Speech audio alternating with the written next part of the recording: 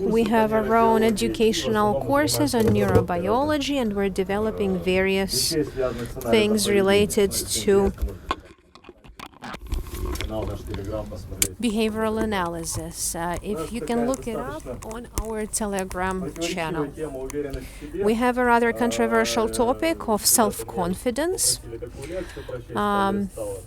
The guys asked me to read this lecture. I started preparing. I started looking into it, and 95% of materials are going to be about how you should be confident, self-confident. I'll try to explain why it's all bullshit and we shouldn't focus on this confidence too much. And we'll see how this works from the standpoint of biology.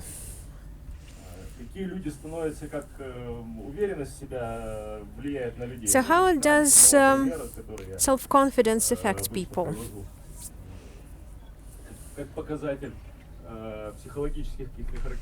As an indicator of some psychological features of a person.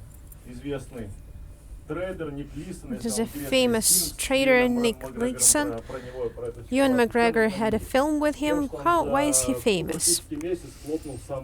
And within a month, he hacked,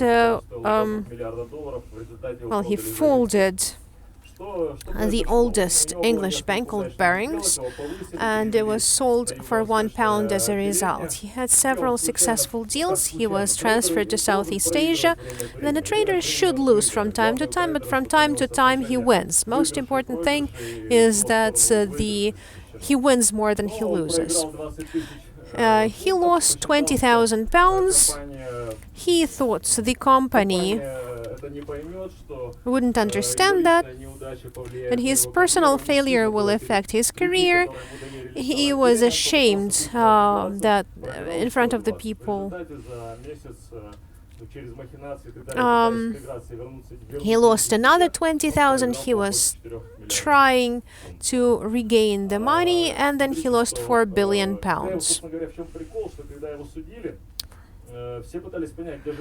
When people were during the trial,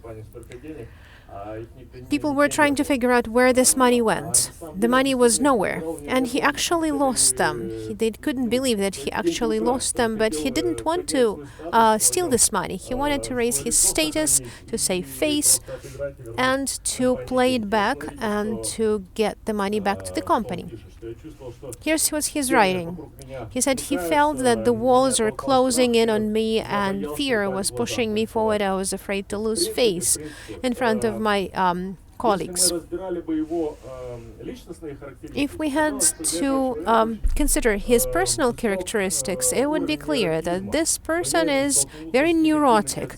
He's afraid to face negative assessments from other people. This is a sort of daily life situation.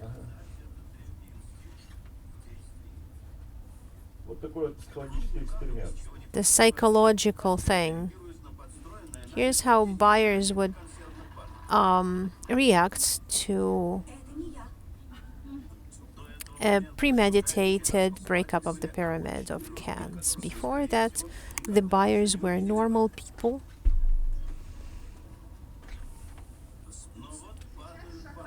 And here the jars are collapsing. So that's not me. It's important for us to understand what passers-by are going to think about us. Our reputation is at stake. And the behavior is absolutely irrational. People do not focus on others, and then for some reason they become part of the system. They start looking around, they're afraid to lose face. Why is this happening, and why this is one of the things that should be clearly understood? I used to read courses for special services on psychology. So one of the tasks is you need to walk into any house, you need to get some information out of a person in the street, you need to cross the line, to address another person, to start talking to another person, to do something non-standard, to speak loudly all of a sudden. And one of the most basic programs that we have inside is keeping the face, saving face. Why is it happening against strangers? And fraudsters manipulate this very easily, because you will never see this person again. But this program got formed when we lived in the groups of 50 or 60. Everybody knew each other, and your behavior was always subject to scrutiny. And any loss of face would immediately affect your social status. So we're very sensitive to what any people think about us. And this very important feeling pushes us towards the behavior like the behavior of Nick Leeson.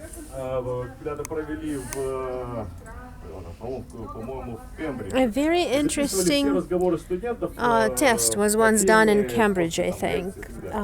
They recorded all talks of students after a lecture. 2/3 of all discussions were about discussing other people. In 90% of cases, when other people were discussed that were not present, they were discussed in a negative light. This is something we need to understand. In other words, it's gossip. This is our standard behavior. And the fact that it's standard doesn't mean that we should behave like that. I had this test with my daughter, but then when she started, and she said, well, 90%, I said. I often quote this example. We have some evolutionary programs that are very strongly built into us. So when I'm playing for a team, and then all the players of the team raise their testosterone level. All the fans of the team also have testosterone level. Basically, testosterone is only necessary for sexual function. But why is that? When we evolutionally won over someone, I could inseminate all the females of the neighboring tribe. I'm not doing this anymore, not after a football match, but we're still doing this. Increasing your self-esteem at the expense of other people is not a good thing, but this neuroticism needs to be regulated as well. But you should know how it works. Based on this example, we can say that yes, self-confidence is allegedly a good thing. You don't focus on the reaction of other people, so it's sort of okay. But things are actually a bit different. Okay, meet this guy again. He's an actor. He's here to help us in an experiment.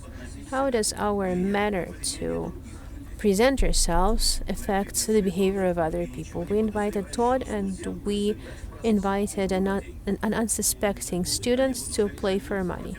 They will play against each other, and they will keep everything they win.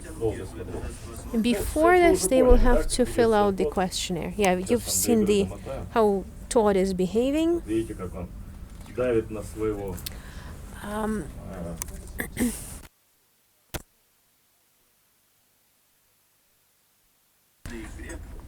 It's a card game.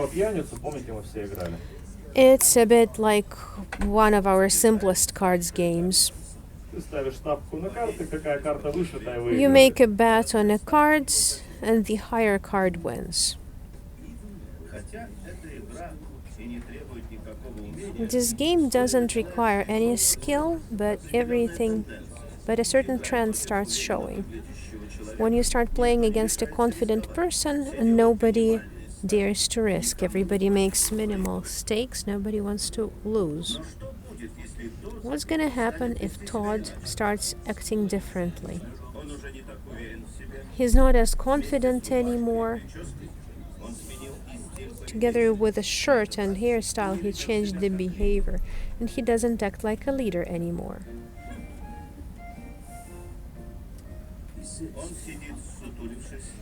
He sits in a hunched way, and he avoids eye contact.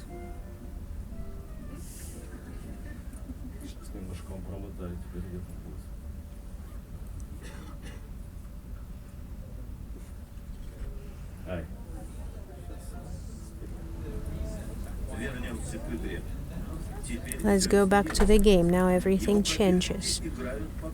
His adversaries are playing big. Even though the cards do not depend on him, his adversaries are playing like they are playing against a loser. One even exceeds a maximum bet. This is one of the tools in the modern behavioral economy, so-called behavioral games. Students are always subject to testing.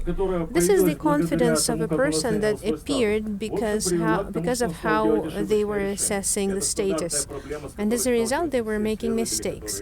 And this is a standard problem faced by all behavioral studies experts. Another example of a trader of Morgan Stanley, he's still a record keeper because he lost about $11 billion. And the crisis of 2007-2008 is a result of his play on the derivatives market. Here's what his colleagues are talking about him. And yes, he used to play soccer in college. His confidence was clearly based on his physique rather than his intellect. So here's what people were saying. He was noisy, he was stubborn. And when he faced an intellectual adversary in his deals, he didn't start looking for intellectual arguments. He would just say, yeah, fuck off.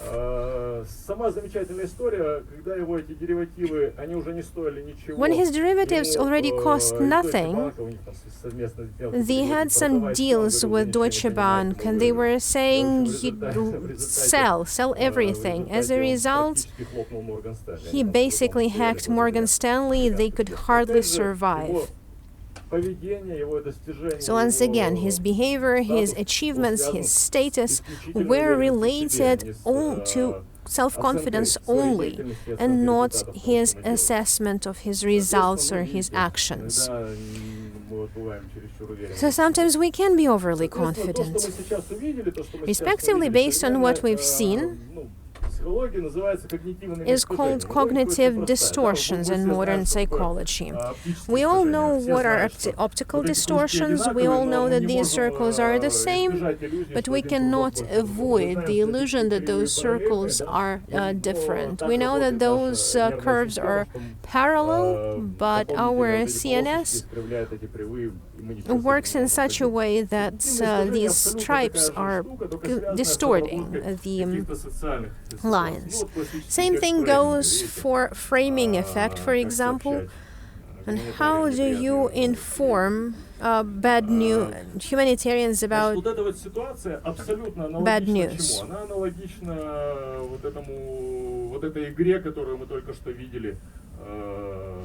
The situation is similar to framing.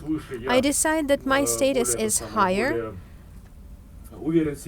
I am more self-confident, so I need to win. Respectively, I start changing my behavior without counting the economic effects. Another very fashionable effect is Dunning-Kruger effect. The guy wins a 200-meter race and decides to cross La Manche. He said, it's a logical next step to swim across La Manche after a 200-meter race. So the more self-confident the person is, the worse is his self-assessment of his practical skills and capabilities and professional capabilities. On the other hand, okay, last thing related to our topic is so-called impostor syndrome.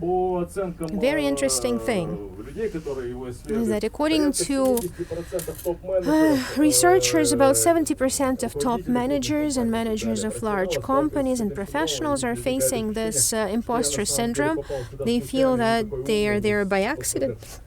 They're not as smart as they are, and they cannot fix the problem. And this problem is related to people, is relatable to people who really have real achievements, because an imposter syndrome is an attempt to avoid extra self-confidence. This is kind of a reverse effect.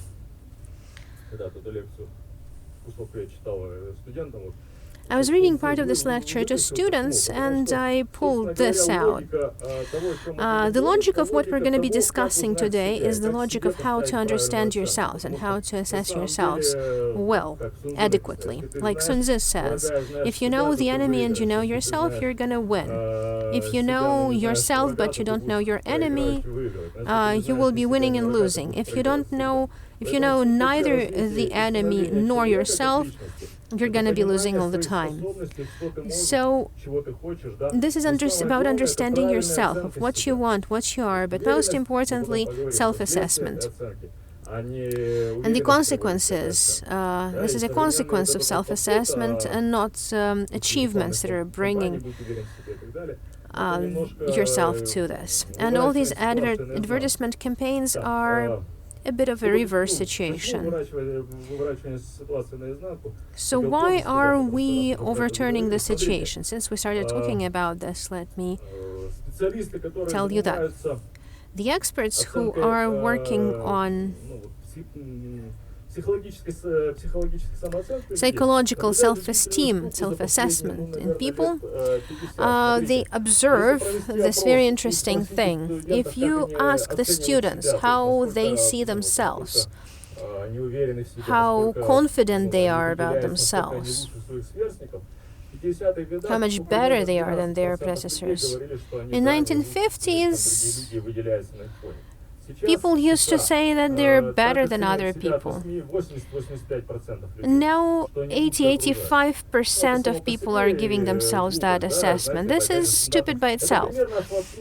It is an example of our optimism. Yes, we're super optimists, and this helps us live, because if we looked at the life realistically, it would be really hard to live our life.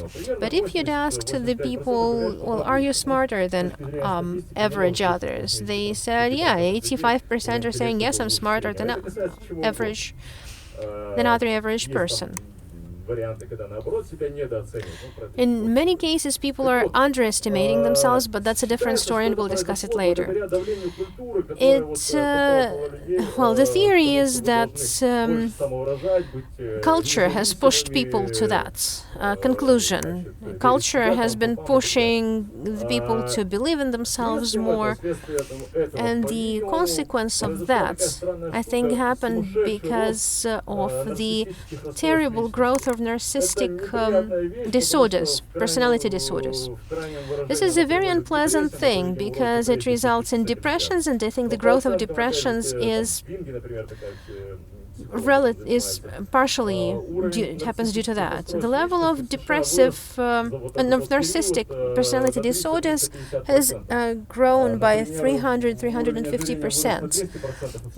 Obesity has grown by 20%, and it's been epidemic, but nobody has announced the epidemic of narcissistic personality disorders, and nobody announces an epidemic yet. So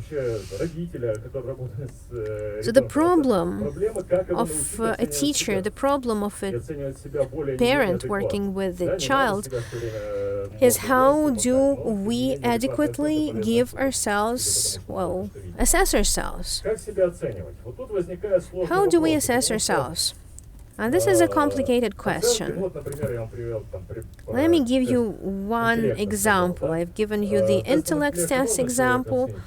Can you assess a person with an intellect test? Yeah, there are hundreds and thousands of studies, and apparently you can do that.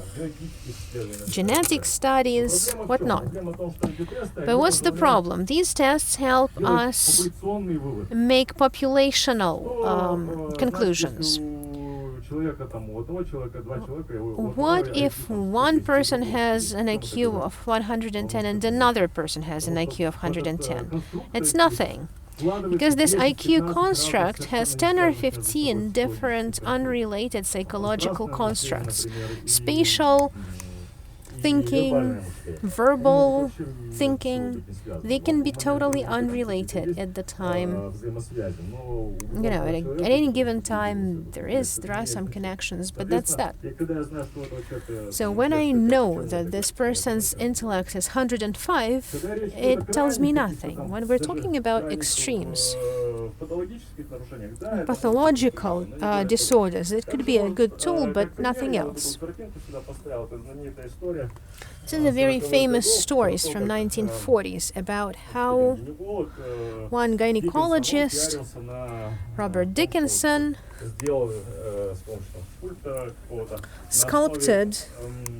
used the help of a sculpture and summarized an average ideal model of a woman, called her Norman and Norman. There's a different story about Norman, but with Norma there was a competition, and they were trying to find a girl that met those norms to a maximum. They had to pay her some money, lots of women participated. Turned out none of the women fit the criteria. They're still looking for this Norma, right? And Norma doesn't exist. There are 9 different parameters.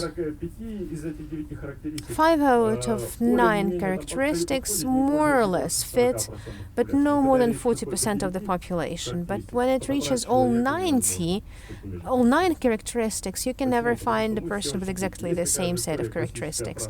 There's a classic story about how they did armchairs for fighter pilots. And it turned out that there's no such thing as an average fighter pilot. The armchair fit no one. So it's actually very hard to measure something. We can only measure singular parameters. You can compare two persons by height, but not on size. Some people have bigger waists, some people have bigger arms, etc. So as soon as we face complex parameters, we stop understanding what comparison means. And by and large, comparisons mean nothing. We should abandon them as much as possible. An example of personality tests. This was an example, pick your cat. Which cat do you have?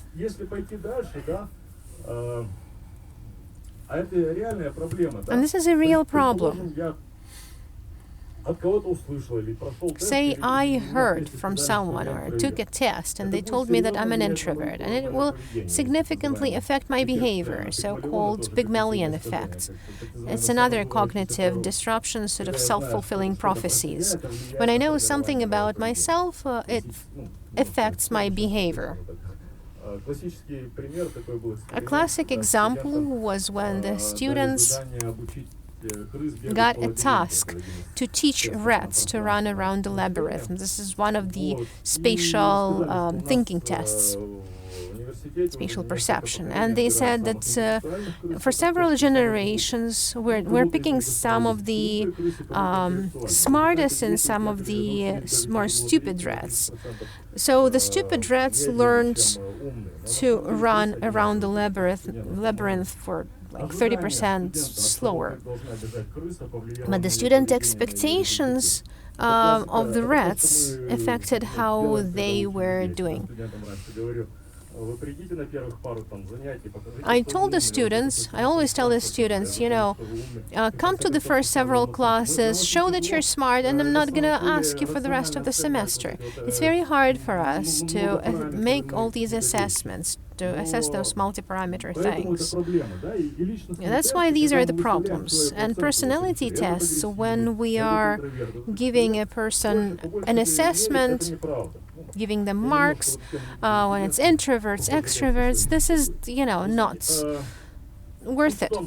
The point is, the results of the tests correlate with behavior. Okay, the test says that I'm an introvert, and they correlate with my real behavior at the level of 0.3. If I do a group study in science or proper research, it means that around 9% of my behavior can be predicted based on personality tests. So if you want to have an adequate assessment of people, stop giving people marks. Assess them on the basis of how they're going to act in this particular situation at this point of time, in this context, and not just he's generally like that. If we want to be self-confident, what's the key thing? What makes confident people different from unconfident people?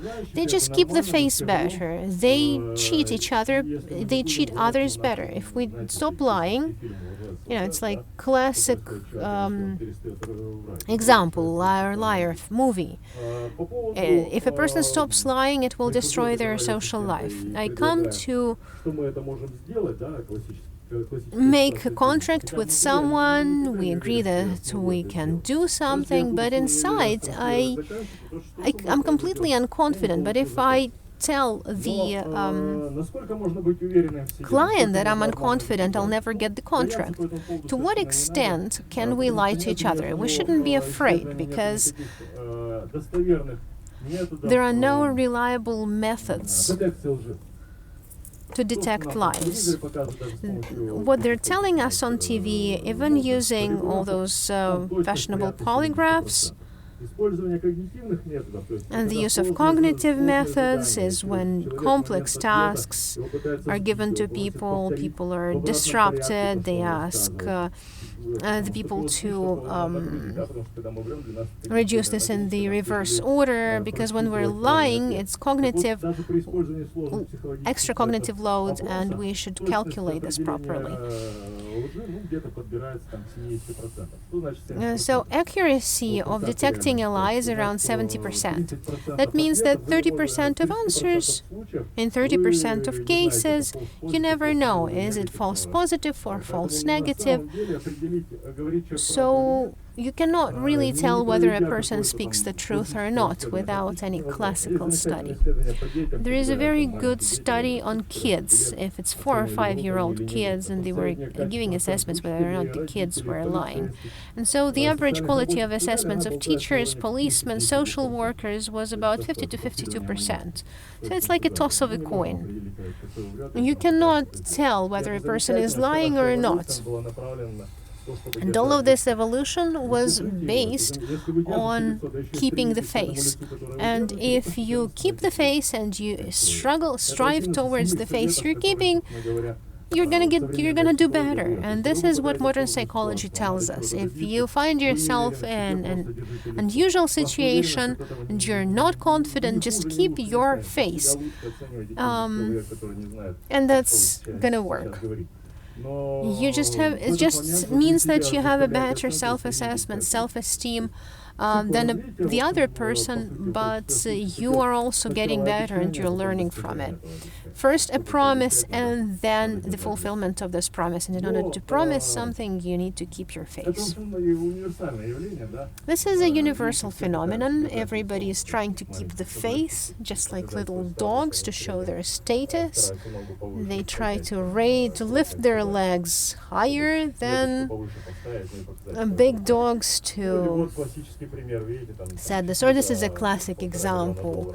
The money that costs $1.5 million. This is also a demonstration of non-existing achievements.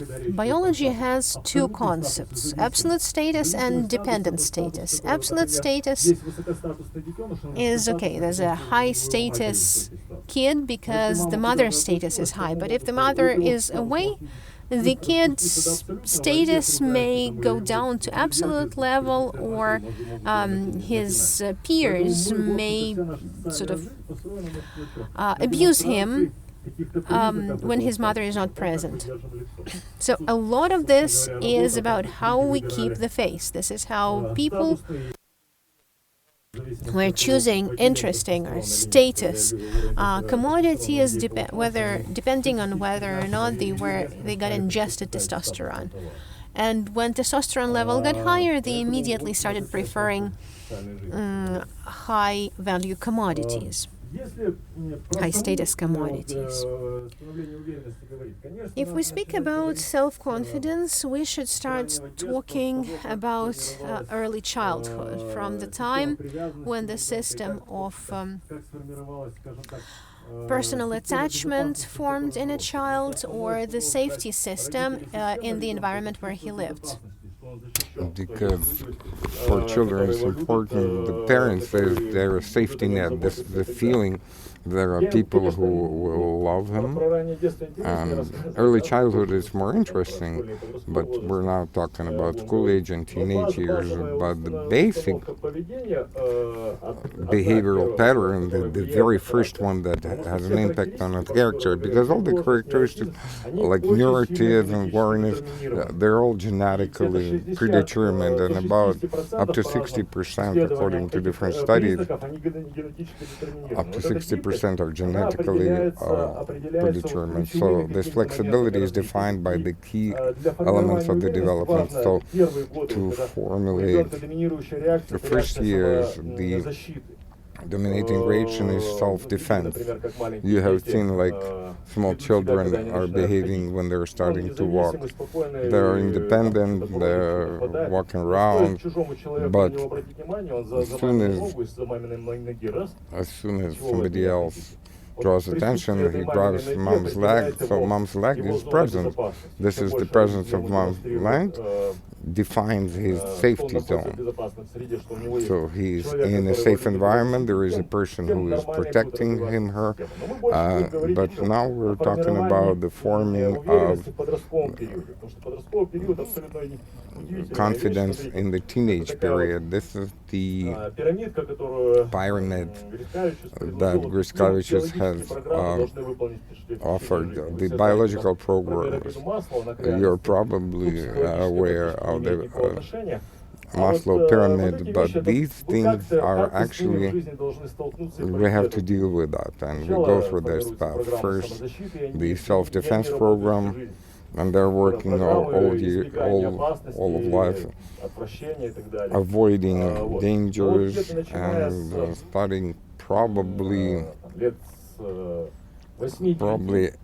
from 8 to 9 years old, the most important programs are turning on, forming the feeling of belongingness to the group. 6-7-year-old is egalitarianism and justice feeling. They're trying to share and clearly evaluate the surrounding, whether it's just or not. So the root of what we discuss. Why are we discussing other people? Because we're testing whether they're part of our group to a degree. If they don't behave like for instance, if they don't do namaz 5 times a day, we have to actually, they're something foreign. It starts at 7 or 8 and it becomes more and more important. And the definition of own status and own attractiveness and basically the programs of the sex partner and holding. So the mark of who I am, what I am, and what I can, is connected to this behavior.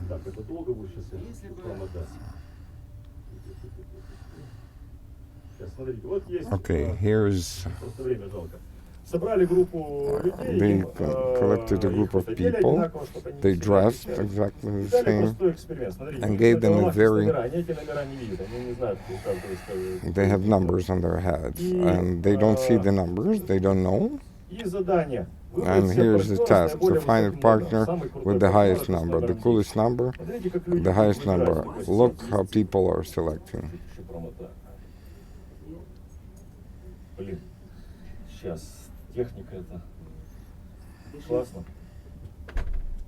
Эволюционный психопат.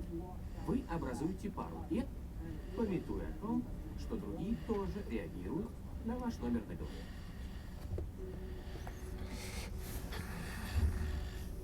Номера выданы наугад и подразумевают привлекательность. Единица – наименьшую, десятка – наибольшую. В реальном мире большинство из нас не знает, насколько мы привлекательны. Изначально мы всегда целим повыше, желая попасть в десятку, а затем постепенно опускаемся, ища того, кто примет нас. Looking at the highest number, they're looking for the most attractive. This is the modeling. This is not human behavior, but not quite human behavior, but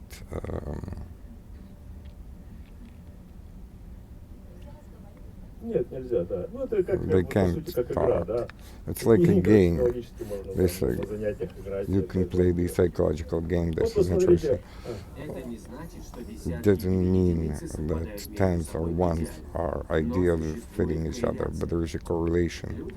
People with the high numbers they're getting. Look what happens next. People they evaluated each other according to the photograph, and everybody has a mark.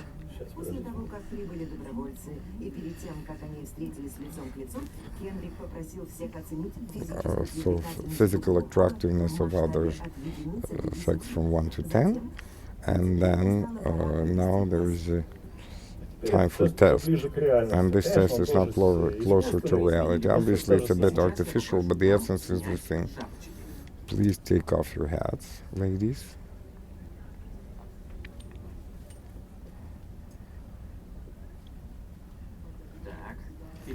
Okay, now guys, you can remove your hats. Now you will act according to your preference. And again, just like previous time, please find the most attractive partner according to your opinion.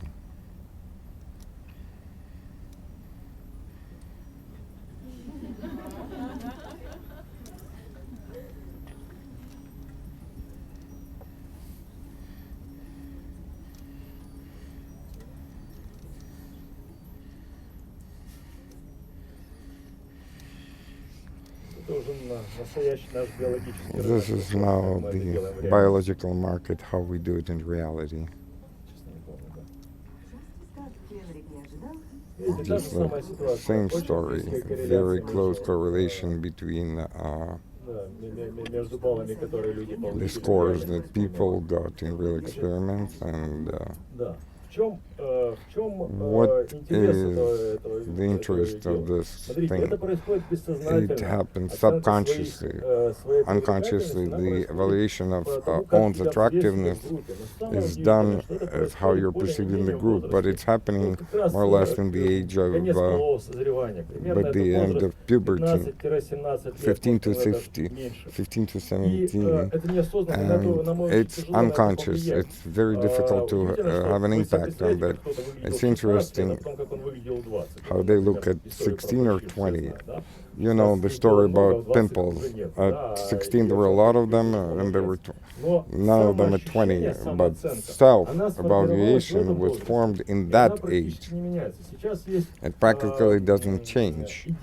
And there are ideas and works that are not quite set yet. If the people are reflecting that he's aware that at 16 15, I decided this and that, and that's how.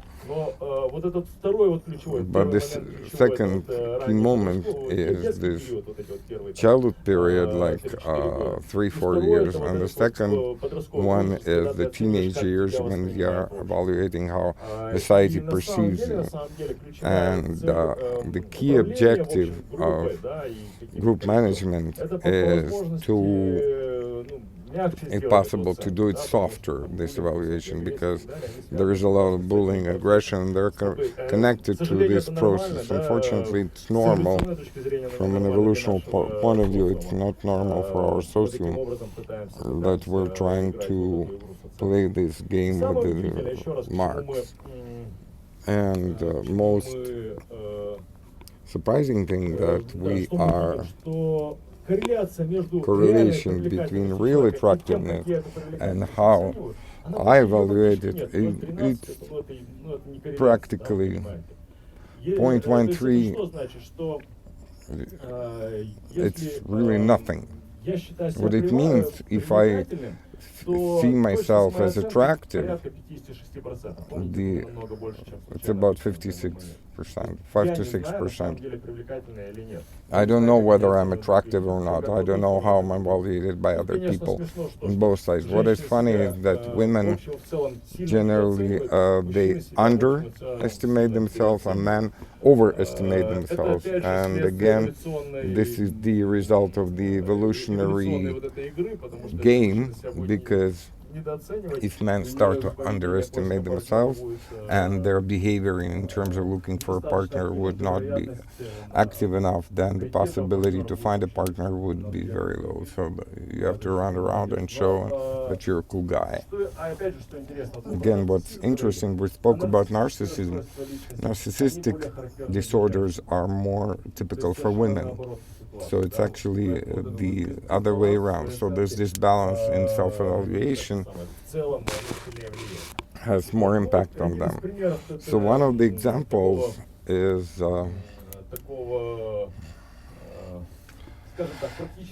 this practical use of this information is the famous ad of Dove. Maybe you have seen it. It's actually based on scientific experiment, but it's showing what we're talking about. The essence of the experiment was very simple. There was a police catcher that could, without seeing people, they describe them from their own description.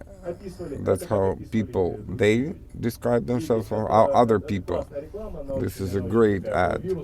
This was a virus ad. You don't have to take it too seriously, but this is generally a trend that is out there, and it has an impact on the behavior of self-assurance, defining of their own status. Why it's happening? Because teenage period, from a point of neurophysiology, it's quite interesting. What's happening with the brain? So in dynamics, the number of cells and connectors that are formed in the brain, there are more cells, now there are more connectors, and in some key period of over 7 years, there is this infantile amnesia when we forget our past. For instance, at 4 years old, they remember 80% of their at 5 and 6, the brain cut out all this information, and there is a breakage of contacts between cells. During teenage years, there are about 50% of the synapses that were formed during the childhood period. The brain rebuilds. Why? Because it's obvious. The behavioral models that were typical before puberty, and after puberty they're not useful. You have to change your behavior. One of the main components is formulation of the self-evaluation, ability to see itself from outside. What's happening in our brain when we talk about brain cortex, the thickness of the size,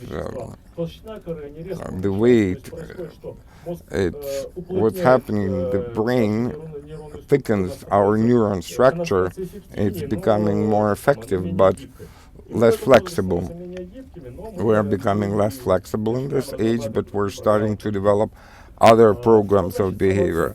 What do we mean by self-evaluation? Okay, sometimes they say, sneezing boy. Why is he sneezing? Because 11 years old. Because, he's sneezing and he just doesn't pay attention. It's difficult to imagine. So its attention is much more than before. How do I look like? I spoke about it with a psychologist. The last thing that they get is the nails, but they finally start to look after their nails as well. And the entire essence of this behavior, this is the theory of mind, that's how it's called in psychology. Self-awareness of yourself.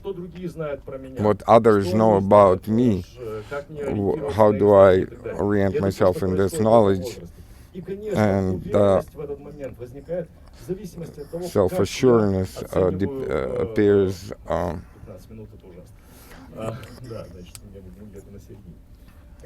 Okay, so what's happening in this moment with the behavior? Okay, self-assurance drops because when trying to evaluate myself, whether I'm cute or not cute, strong, not strong, fashionable, not fashionable, and again, for girls, the drop in self-assurance is much more vivid, and to the level that came before puberty. Girls, they don't come to that level, or come to that level like at 30. On the one hand, it's horrible and bad, may seem. There is a tradition that we have to be sure of ourselves. But on the other hand, me as an element of socium depends on how I'm evaluated, and my self-awareness assurance has to be flexible regarding the group that I'm being evaluated as. So this is the given with which we have to work, and we have to understand it. And then the result of this drop in self-assurance is the level of depression. See here,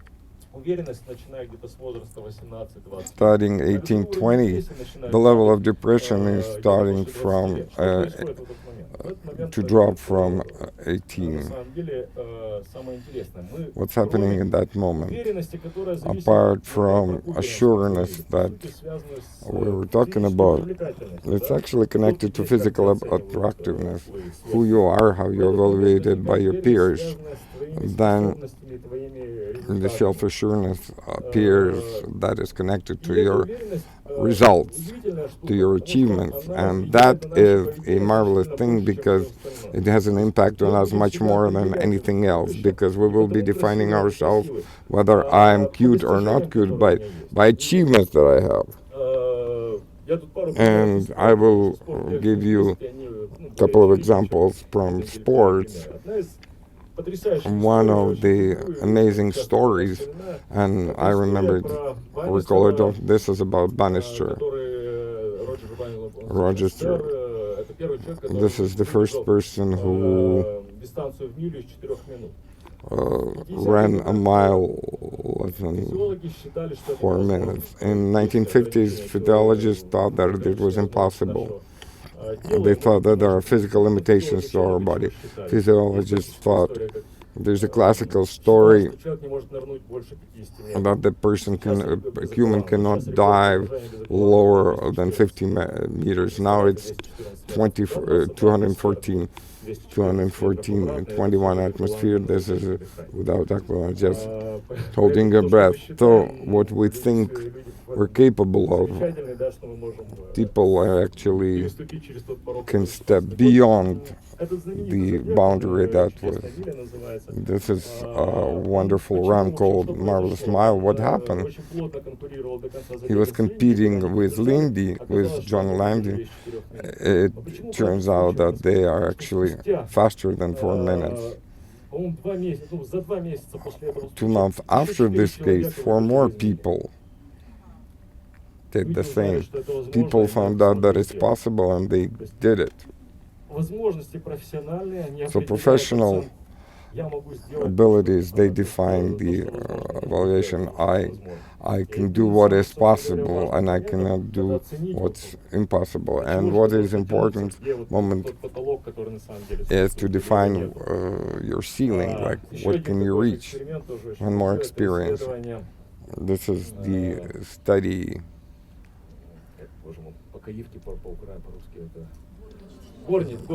Yeah, this is the study of maids in the hotels. They were evaluated according to their health and physical condition and the volume of physical work that they are doing during the day. And when interviews started, they kept saying, yeah, we don't go to gyms because you need to go to gyms, and we all think it's bad to do without a gyms. But when they calculated the physical work they were doing in a day, it turned out that all those business ladies who were running on treadmills were nowhere near having that kind of physical workload. Then half of those chambermaids got an explanation that you shouldn't worry about gyms, and the others said, yeah, okay, thank you for your participation in the study. 4 weeks later, here's what happened. The dark lines show those who wear tools that they're actually doing a lot of work and they don't need to go to gyms. And light color shows those who were not told any of that. This is weight, this is body mass, fats, contents in the body, ratio of waist to hips, blood pressure.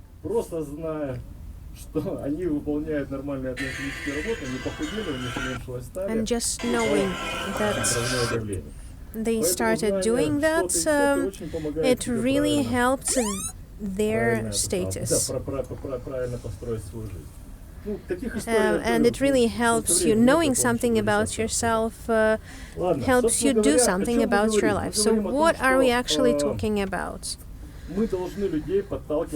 We have to push people to a certain level. And this competence will regulate their confidence about themselves. And lack of self-confidence makes people less confident, and self-confidence without competence makes you narcissistic. This is not exactly a topic of our lecture, but still. The examples from sports, it's easier to weigh them. I think you all know that there's a football player called Neymar. So he's in the MRI machine, and he's twisting his leg, his foot, because following orders, following instructions, make an 8, twist it, etc. So this is what parts of brain get activated. And this is the comparison with other professional football players who are doing the same thing. And this is comparison with non-football players, like amateur football players or swimmers. So the more effectively the person can control something, the less his brain is involved. So quality skill is when the brain does that with minimal energy losses. Achieving competencies, we're talking about achieving competencies, is learning something, to do something without any extra effort and energy, and without burning too much oxygen in this brain tissue. And this is the opposite example. This is a comparison of Formula One racers and other professional racers with the amateur drivers who are driving on the track, and how their brain activates, particularly the visual zones, the eyesight zones.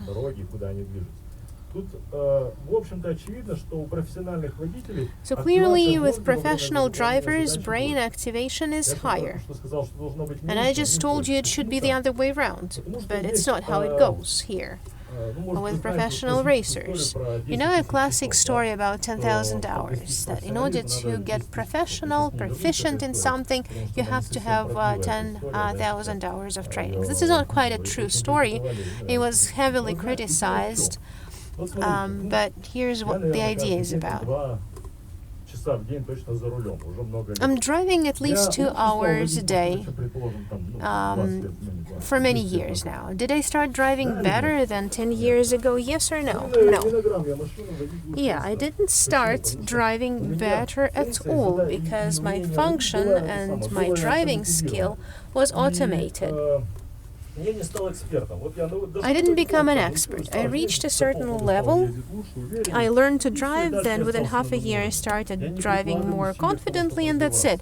I don't pay efforts. I don't make any efforts to develop myself. In order to become an expert, I have to look for opportunities for improvement.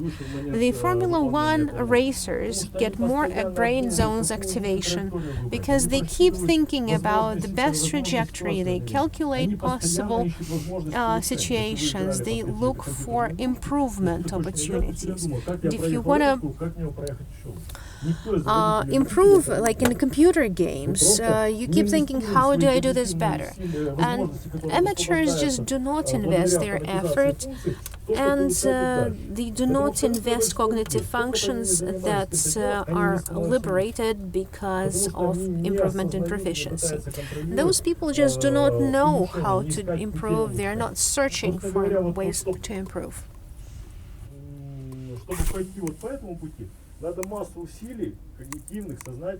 So in order to follow this track, you need to spend a lot of energy, and it doesn't, just repetition doesn't make you any better. Another famous story, Dan McLaughlin has spent lots of money and time. He read this story about 10,000 hours. He hired trainers. I think he reached 6,500 hours, and then his body gave in, and it just didn't work. He didn't become a professional. Even if you have, it depends, how you follow the path. It depends how you apply your opportunities, how you find your own developmental way. This is the example of Melissa Hoare, who became a world champion on skeleton.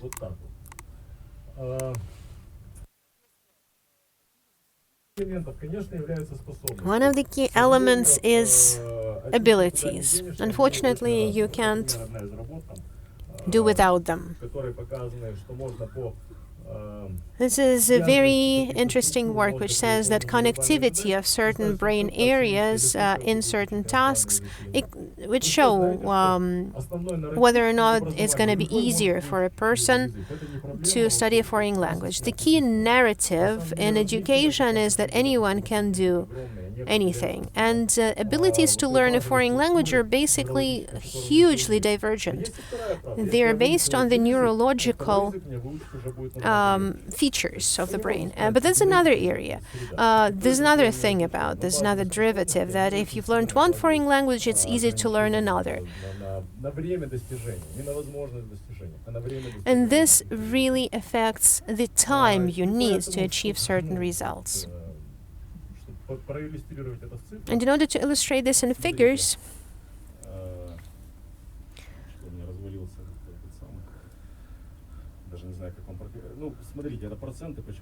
this is percentage. For some reason it's like this. Green sector shows the percentage of efforts, the volume of practice that affects the results. Games like chess, up to 26% of results is based on the time the person spent on practicing it, on trainings in chess. With music abilities, it's only 21%.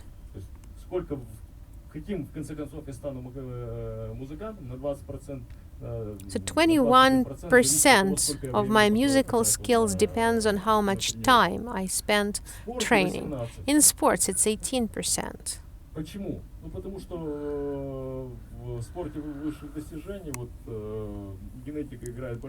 Because genetics play the topmost role in sports, and people who achieved the top just have initial reasons, initial features.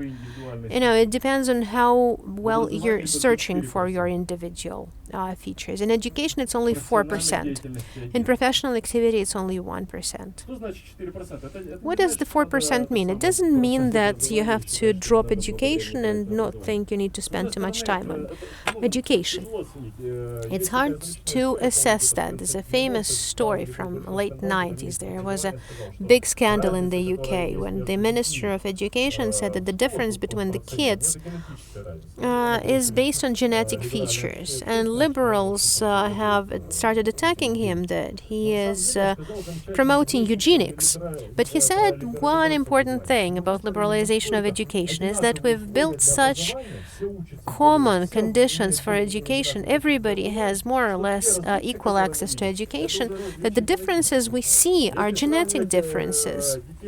If we compare the kids in 1920s and the 19th century, then the difference will be 100% almost determined by the environment. Aristocrats will have one thing, peasants will have a different thing. Now it's equalized so much that it affects external factors rather than time people spent on education. So going back to the idea, how do we achieve confidence? We need to teach the people to develop in some area, to reinvest your features in professionalism, because only this level of professionalism is well assessed in the modern world.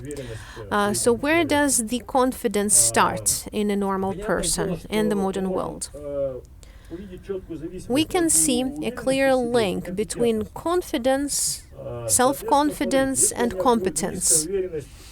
If I have low confidence and low competence, it's not a bad thing. It's sort of solid lack of self-confidence. If I have low competence but high confidence, probably these are not the most pleasant persons. These are not the people we want to talk to and not the people we want to bring up. Incompetent people who are very confident about themselves, Dunning-Kruger effects, there are lots of people like that, and modern culture pushes the people to be like that.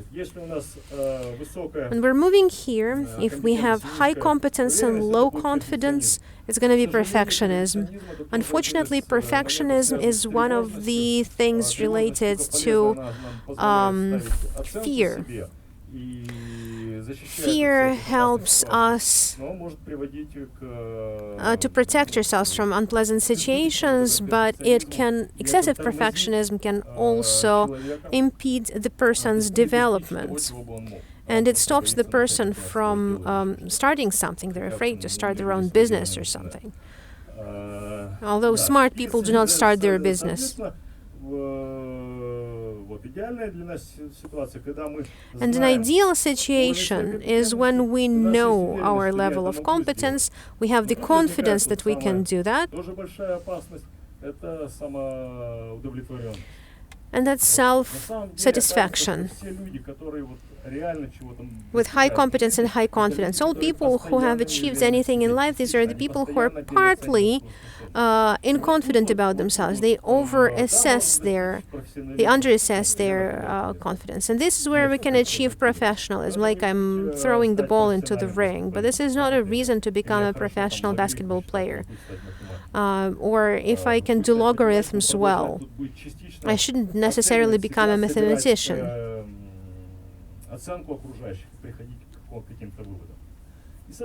So we have to get the feedback from others and then make conclusions about themselves. So this is the cycle of increasing competence, confidence and competence cycle. We have to go in circles. We have to have the confidence that is based on competence. We're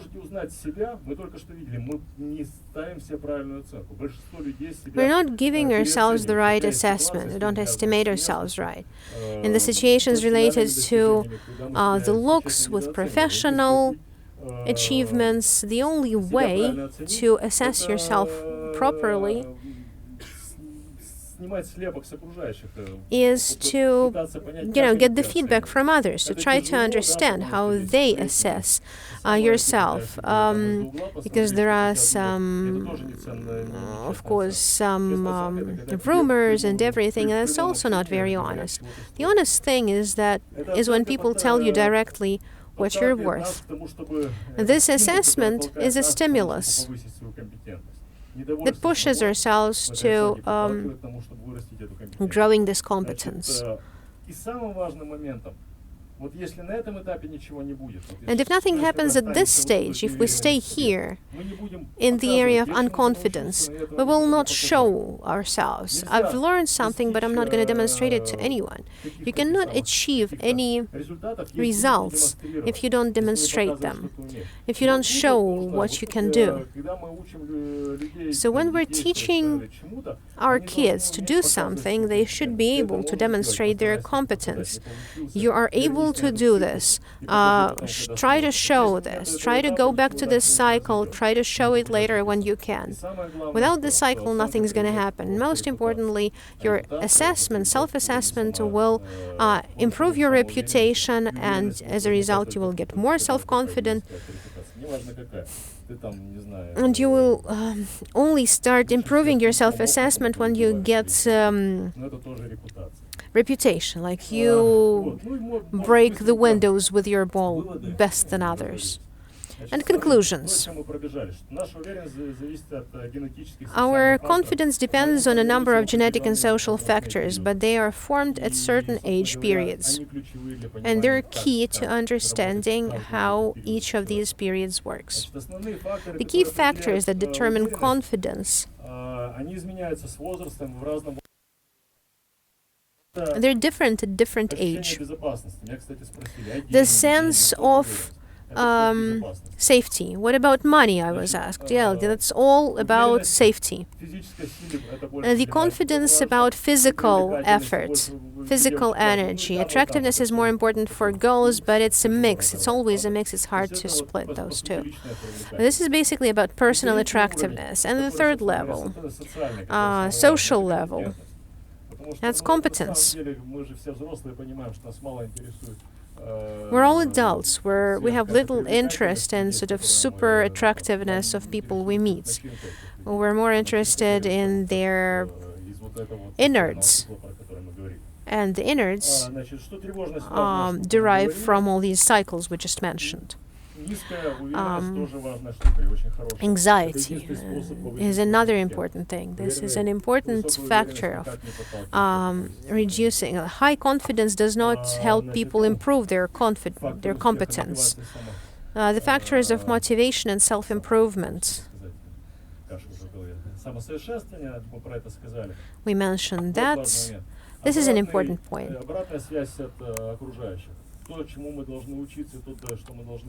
Feedback from others. This is something we need to keep getting. This feedback from others has to be continuous. What do people think? How do they assess themselves? The problem with the lack of competition is exactly about the lack of feedback. He did it better, I want to do like him. An important point we need to do. We need to demonstrate confidence to others, but this is not the confidence you have. You have to demonstrate it in order to keep the face, and the ability to keep the face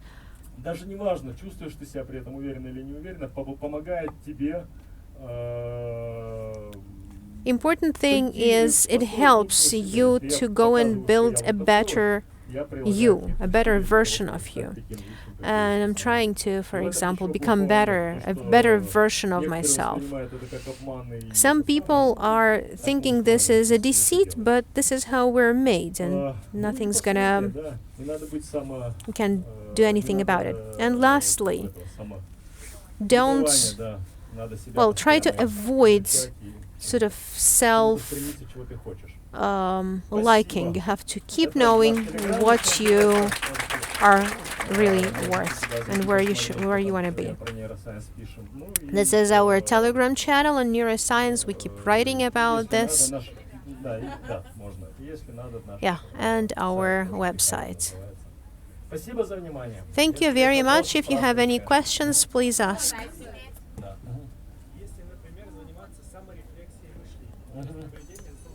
Self-reflection of thinking. How does it work with feedbacks? It's a cool question.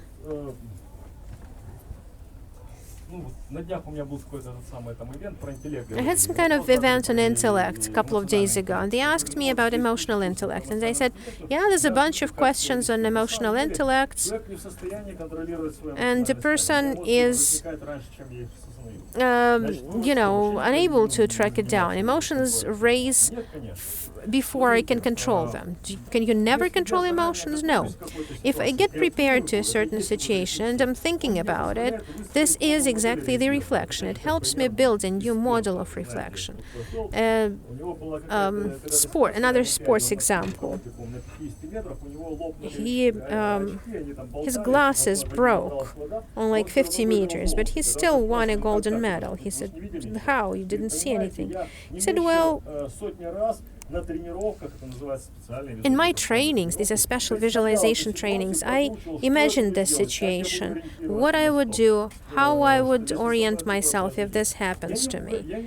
I cannot change my emotional reaction because it's very toughly based on genetic factors, on neuroticism, on external factors, but you understand that if a person is afraid of something, they have a high